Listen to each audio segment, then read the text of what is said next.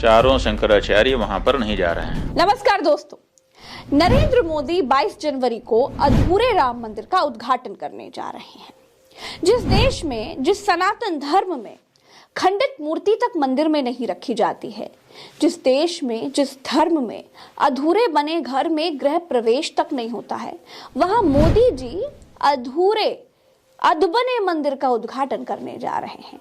और सिर्फ उद्घाटन ही नहीं, भगवान राम की मूर्ति की प्राण प्रतिष्ठा करने जा रहे हैं। आखिर मोदी को किस बात की इतनी जल्दी है कि मंदिर बन जाने का भी इंतजार नहीं किया जा रहा है? राजा को मंदिर के उद्घाटन में किस बात की जल्दी है कि अधूरे मंदिर का उद्घाटन करने के लिए जा रहे हैं? किस बात की इतनी जल्दी है कि मोदी रामनवमी तक के लिए भी नहीं रुक पा रहे हैं? देखिए, 17 अप्रैल को रामनवमी है। किस बात की इतनी जल्दी है कि मोदी 17 अप्रैल तक का भी सब्र नहीं रख पा रहे? जब इतनी अधीरता है, जब इतनी जल्दी है, जब इतना उतावलापन है, जब इतना भी सब्र नहीं है, तो फिर दाल में कुछ तो काला है। दाल में काला ये है दोस्तों कि देश में अप्रैल महीने में चुनाव होने हैं और फरवरी के आखिर तक लग जाएगी आचार संहिता। जी हाँ, और आचार संहिता लग जाने के बाद कोई राजनीतिक व्यक्ति, मंदिर तो बहुत दूर की बात है, मंदिर छोड़ दीजिए, सड़क तक का भी उद्घाटन नहीं कर पाएंगे। और मोदी जी इसीलिए बेचैन हैं। मोदी बिन पानी की मछली की तरह तड़प रहे हैं, क्योंकि आचार संहिता लगने के बाद मंदिर अगर उद्घाटन उसका हुआ तो मोदी मंदिर का उद्घाटन करने की रेस से बाहर हो जाएंगे। तब किसी धर्म गुरु को ही इसका उद्घाटन करना पड़ेगा। मोदी यही तो नहीं चाहते हैं, क्योंकि हमारे देश के प्रधानमंत्री की छपास की प्यास बहुत बड़ी है।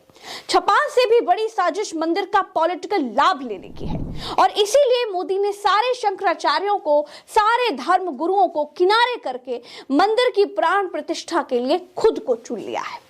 और इसीलिए मोदी को विष्णु का अवतार बताने वाले मोदी के भक्त चंपत राय ने सनातन धर्म को भी बांट दिया है। मोदी के सामने कोई आवाज बड़ी ना होने पाए, इसीलिए बात बात पर हिंदू हिंदू करने वाले बीजेपी ने चारों शंकराचार्यों को दूध में पड़ी मक्खी की तरह निकाल कर फेंका है और बिल्कुल सीधा कह दिया है कि अयोध्या में बन रहे राम मंदिर पर शैव और सन्यासियों का कोई अधिकार नहीं है। कि रामानंद जो संप्रदाय है उसका अगर ये मंदिर है तो चंपत राय वहाँ पर क्यों है? वहाँ पर और दूसरे लोग क्यों हैं? फिर ये लोग हटें और हट करके रामानंद संप्रदाय को सौंपें, प्रतिष्ठा के पहले सौंप दें। रामानंद संप्रदाय के लोग ही वहाँ प्रतिष्ठा करेंगे, हमें मंजूर है। हम एंटी मोदी नहीं है, लेकिन हम एंटी धर्मशास्त्र भी नहीं होना चाहते। अब आप सोचिए, पहले भारतीय जनता पार्टी ने लोगों को हिंदू और मुसलमान के नाम पर बांटा, और अब अपने फायदे के लिए सनातन को बांट रही है। मोदी की जय जयकार के लिए हिंदू धर्म गुरुओं को ही अपमानित किया जा रहा है। शंकराचार्यों से यह बोला जा रहा है कि अयोध्या में बन रहे राम मंदिर पर उनका कोई अधिकार ही नहीं है। इसी सवाल के जवाब में शंकराचार्यों ने पूछ लिया कि जब हमारा कोई अधिकार नहीं है तो फिर चंदा क्यों ले लिया? तब भी कहते हैं कि हम आपसे चंदा नहीं लेंगे। चंदा ले रहे थे उस समय क्यों नहीं ये घोषित किया कि रामानंद संप्रदाय का मंदिर है, रामानंद संप्रदाय के लोग देते?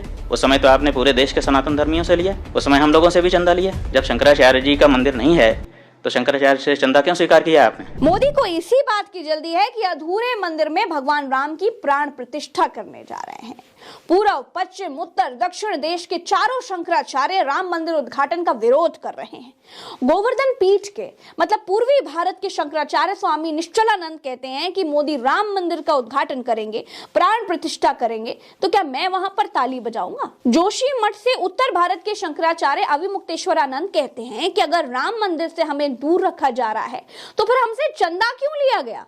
हम मंदिर उद्घाटन में नहीं जाएंगे। दक्षिण भारत के शंकराचार्य भारती कृष्ण भी अयोध्या नहीं जाएंगे। गलत समय पर और गलत व्यक्ति के हाथों हो रहे राम मंदिर उद्घाटन कार्यक्रम का ये सब विरोध कर रहे हैं।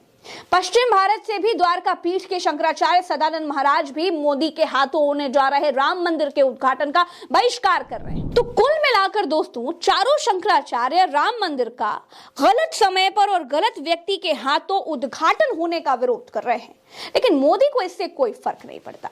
भारतीय जनता पार्टी को राम मंदिर से वोट चाहिए। आस्था का इस्तेमाल 2024 में होगा।